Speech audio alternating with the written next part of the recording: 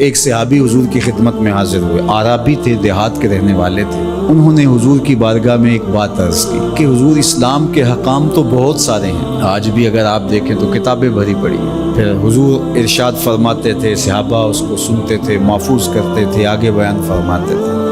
ان کا بہت سارے احکام ہیں اسلام کے، میں ایک دیہاتی شخص ہوں، مجھے کوئی ایک بات ارشاد کر دیجئے جو میرے لیے کافی ہو۔ تو آقا کریم نے اس شخص کو ایک بات ارشاد کی، فرمایا کہ ان تموتا ولسانک رطب من ذکر اللہ، تو اس حالت میں فوت ہو کہ تیری زبان اللہ کے ذکر سے تر ہو۔ 100 باتوں کی ایک بات ارشاد فرما دی، ان تموتا ولسانک رطب من ذکر اللہ، تو اس حالت میں انتقال کرے کہ تیری زبان اللہ کے ذکر سے تر۔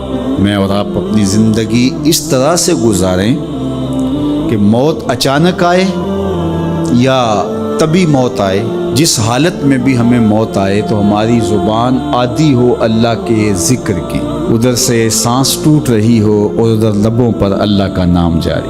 جس شخص کا آخری کلمہ لا الہ الا اللہ ہوا، اللہ اس کو جنت میں داخل فرماتا ہے۔ اور کتنے خوش نصیب لوگ ہوتے ہیں کہ مرتے ہوئے جن کے لبوں پر اللہ کا باقاعدہ نام آتا ہے، اللہ کا ذکر ان کے لبوں کا وظیفہ ہوتا ہے۔ اور کچھ لوگ ان کو تلقین بھی کریں تو زبان پہ اللہ کا نام نہیں آ پاتا۔ اور ان میں سے ایک وہ شخص جو شراب کا عادی ہے یا کسی بھی نشہ آور چیز کو لیتا ہے، تو ایسے شخص کو مرتے ہوئے کلمہ نصیب نہیں ہوتا۔ جو اس کو دنیا کے اوپر سزائیں دی جاتی ہیں، ان سزاؤں میں سے ایک سزا یہ ہے کہ مرتے ہوئے اس کے لبوں پہ کلمہ نہیں آتا۔ اور علماء نے یہ بھی لکھا ہے کہ جو بے نماز ہے، نماز نہیں پڑھتا، مرتے ہوئے اس کے لبوں پہ بھی کلمہ جاری نہیں ہوتا۔ اللہ اکبر۔ تو ایک جامع بات ارشاد کر دی کہ ان تموتا ولسانک رطب من ذکر اللہ، تو اس حالت میں فوت ہو کہ تیری زبان اللہ کے ذکر سے تر ہو۔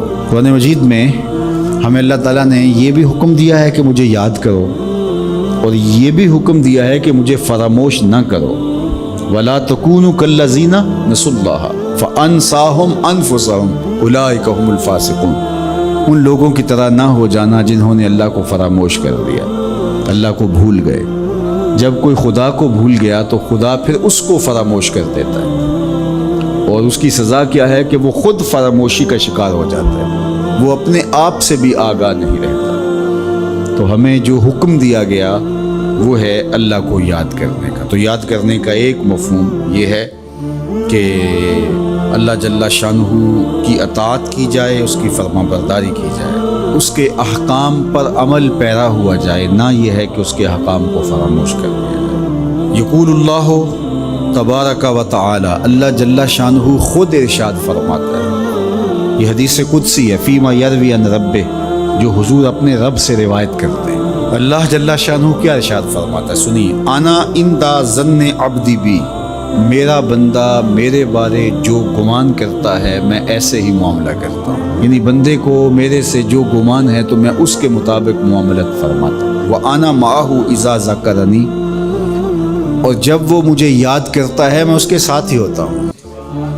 جب میرا بندہ مجھے یاد کرتا ہے تو میں اس کے ساتھ ہوتا ہوں۔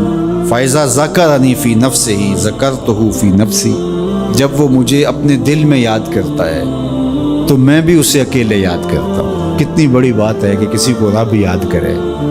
اللہ اکبر۔ کہا جب وہ اکیلے مجھے یاد کرتا ہے تو میں بھی اس کو اکیلے یاد کرتا ہوں۔ وَإِن ذَكَرَنِي فِي مَلَئٍ ذَكَرْتُهُ فِي مَلَئٍ خَيْرٍ مِّنْهُ، اگر وہ مجھے مجمع میں یاد کرتا ہے، لوگوں کے ہجوم میں یاد کرتا ہے، تو میں بھی اسے مجمع میں یاد کرتا ہوں جو اس مجمع سے بہتر ہے، اس اجتماع سے بہتر ہے۔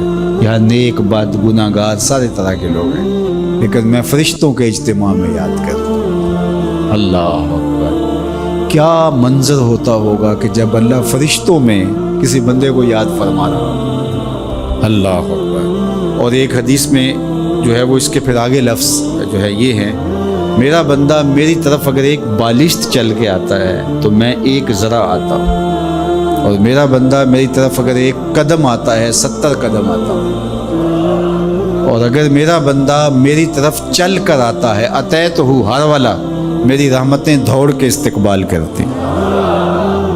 اللہ اکبر، تو کتنی کرم نوازی ہوتی ہے جو اس کو یاد کرتا ہے۔ تو یاد کا چراغ کبھی بھی بجھنا نہیں چاہیے۔